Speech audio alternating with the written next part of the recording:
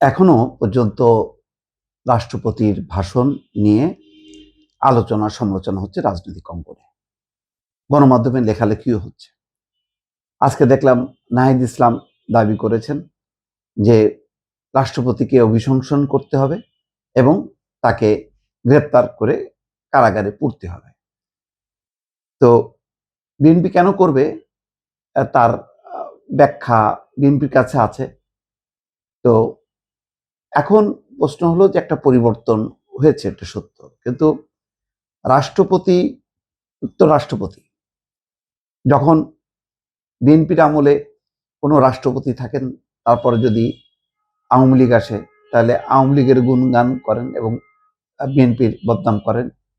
আবার বিএনপির রাষ্ট্রপতি যদি থাকেন, আওয়ামী লীগ আসে, তখন আওয়ামী লীগের গুণগান করা হয় এবং বিএনপির সমালোচনা করা হয়। রাষ্ট্রপতিকে দলগুলো তার তার মতন করে ব্যবহার করে। এটা হলো অতীতে এইভাবেই হয়ে এসছে। কিন্তু মাঝখানে গণঅভ্যুত্থান হবার কারণে এখন রাষ্ট্রপতি আলোচনায় এসছে। এখানে প্রথা অনুযায়ী সোহরাব হাসান লিখছেন যে প্রথা অনুযায়ী বিগত সংসদ এবং বর্তমান সংসদের মধ্যকার সময় যেসব সাবেক জনপ্রতিনিধি এবং বিশিষ্ট ব্যক্তি প্রয়াত হয়েছেন তাদের স্মরণে শোক প্রস্তাব হয়েছে, সেই শোক প্রস্তাব নিয়েও সমালোচনা হচ্ছে।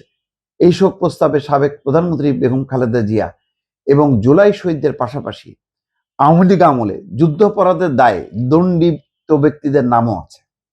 সালাউদ্দিন কাদের চৌধুরী সহ মতিউর রহমান নিজামী, আলী হাসান মুজাহিদ, তাদের নামও আছে।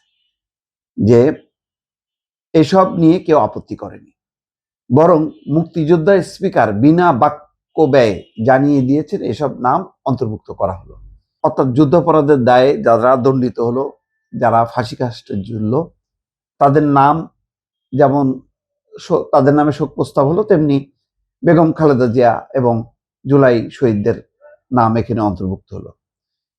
বিরোধী দল জামাত এবং এনসিপির পক্ষ থেকে আগেই বলা হয়েছিল তারা রাষ্ট্রপতির ভাষণ শুনতে চান না, বরং তার বিরুদ্ধে অভিশংসন আনতে চান। কিন্তু সমস্যা হলো ক্ষমতাসীন বিএনপির সমর্থন ছাড়া এই ধরনের কোনো প্রস্তাব যে সংসদে পাশ হবে না তা তারা জানে না। এই জন্য যখন রাষ্ট্রপতির ভাষণ শুরু হলো, তখন তারা সমস্বরে প্লাকার্ড নিয়ে প্রতিবাদ জানান এবং ওয়াকআউট করেন। অতীতে সংসদে রাষ্ট্রপতির ভাষণ বর্জনের ইতিহাস আছে, কিন্তু জাতীয় সঙ্গীত বাজানোর মুহূর্তে তারা যেভাবে বসে থাকলেন, এটা অনেককে আহত করছে। তারা বলছে যে কারিগরি ত্রুটির কারণে তারা শুনতে পাননি, যদিও পরবর্তী মুহূর্তে তারা দাঁড়িয়ে থেকে সম্মান জানিয়েছিলেন। কিন্তু ওই যে প্রথম দিকে একটা বেশ কিছুটা সময় তারা বসে থাকলেন, এই জন্য এটি যখন নাকি এই দৃশ্যগুলো সম্প্রচার হলো, তখন গণমাধ্যমে সোশ্যাল মিডিয়াতে সমালোচনা করা হলো। আওয়ামী লীগের রাষ্ট্রপতি হিসেবে পরিচিত মোহাম্মদ শাহাবুদ্দিন যে ভাষণ সংসদে দিলেন, সেটা ছিল বিএনপি সরকারের মন্ত্রী পরিষদ বিভাগ কর্তৃক অনুমোদিত। ফলে এই ভাষণ যে বিএনপি সরকারের ভূয়সী প্রশংসা থাকবে, আওয়ামী লীগের কঠোর সমালোচনা থাকবে, সেটাই স্বাভাবিক। রাষ্ট্রপতি আওয়ামী লীগকে ফ্যাসিস্ট দল এবং আওয়ামী লীগ শাসনকে দুর্নীতিতে চ্যাম্পিয়ন অভিহিত করেছে, কিন্তু বিএনপি আমলে 4 বার দুর্নীতিতে চ্যাম্পিয়ন হওয়ার কথা তিনি বলতে পারেননি। রাষ্ট্রপতি তার ভাষণে স্বাধীনতার ঘোষক হিসেবে জিয়াউর রহমানের নাম শ্রদ্ধা ভরে স্মরণ করলেও শেখ মুজিবুর রহমান বা জাতীয় 4 নেতার নাম বলেননি। তার ভাষায় তারা হয়েছেন মুক্তিযুদ্ধে অবদান রাখা সকল নেতা। এই রাষ্ট্রপতি 2024 সালে 30 জানুয়ারি দ্বাদশ জাতীয় সংসদের উদ্বোধনী ভাষণে বিএনপি এবং এর সহযোগীদের দেশ বিরোধী শক্তি হিসেবে চিহ্নিত করেছিলেন। সেবার তিনি জাতীয় সংসদ নির্বাচনকে অবাধ এবং সুষ্ঠু বলে অভিহিত করে ষড়যন্ত্র এবং গুজব রটনাকারীদের সম্পর্কে সজাগ থাকতে বলেছিলেন দেশবাসী। অর্থাৎ একই রাষ্ট্রপতি যেহেতু 2 রকম বক্তব্য দিচ্ছেন, দ্বাদশ জাতীয় সংসদ নির্বাচনের সময় যখন আওয়ামী লীগ নির্বাচিত হয় তখন একরকম বয়ান, আর ত্রয়োদশ জাতীয় সংসদ নির্বাচনের সময় আরেক বয়ান, সম্পূর্ণ বিপরীতমুখী। সেই কারণে সমালোচনা হচ্ছে। তার চেয়ে বড় কথা হলো যে এই রাষ্ট্রপতিকে মানিই না, এমন একটা বিতর্ক তুলল যেটার নিয়ে আসলে সবাই একমত না। যেমন সবাই বলছে যদি এই রাষ্ট্রপতির কাছে শপথ নেওয়া যায়। এই রাষ্ট্রপতির কাছে শপথ নিয়েছেন ডক্টর মোহাম্মদ ইউনূস, এই রাষ্ট্রপতির কাছে শপথ নিয়েছে তারেক রহমান, এই রাষ্ট্রপতির কাছে শপথ নিয়েছেন নাহিদ ইসলাম, আসিফ মাহমুদ সজীব ভুইয়া, মাহফুজ আলম।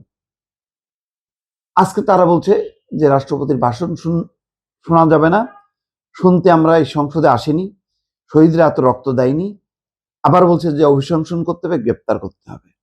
তাহলে যাকে মানি না, যার কথা আমি শুনতে চাই না, 5ই আগস্টের পর যখন নাকি একদম গণঅভ্যুত্থান একদম তাজা ছিল, রক্তের দাগ যখন শুকায়নি, তখন কেন রাষ্ট্রপতির কথা মনে পড়েনি?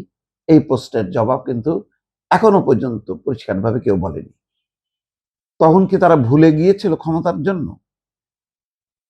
আজকে এতদিন পর গণঅভ্যুত্থানের অনেক বিষয় যখন নাকি ম্রিয়মাণ হয়েছে, যখন এই সরকার জুলাই সনদ, গণভোট সমস্ত কিছু পাশ কাটিয়ে বিএনপি ক্ষমতায় আসলো, এখন তাদের নতুন করে মনে পড়ছে এই রাষ্ট্রপতির কথা, মনে পড়ছে জুলাই সনদের কথা, মনে পড়ছে গণভোটের কথা, মনে পড়ছে জুলাই চেতনা আকাঙ্ক্ষার কথা। কিন্তু এই আকাঙ্ক্ষা চেতনা সবকিছুই তো ছিল 5ই আগস্টের পর।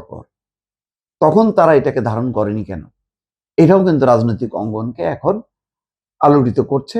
সবচেয়ে বেশি জাতীয় সংসদের সামনে প্রশ্ন হচ্ছে যে সংসদ চলবে কি এই সংবিধান অনুযায়ী, এই সংসদ আইন প্রণয়ন করবে, সংস্কার করবে, নাকি যেগুলো ডক্টর মোহাম্মদ ইউনূস সরকারের সময় যে সমস্ত সংস্কার প্রস্তাব উত্থাপিত হয়েছিল, যেগুলোতে বিএনপির আপত্তি আছে, সেইগুলো নিয়ে মুভ করবে কিনা?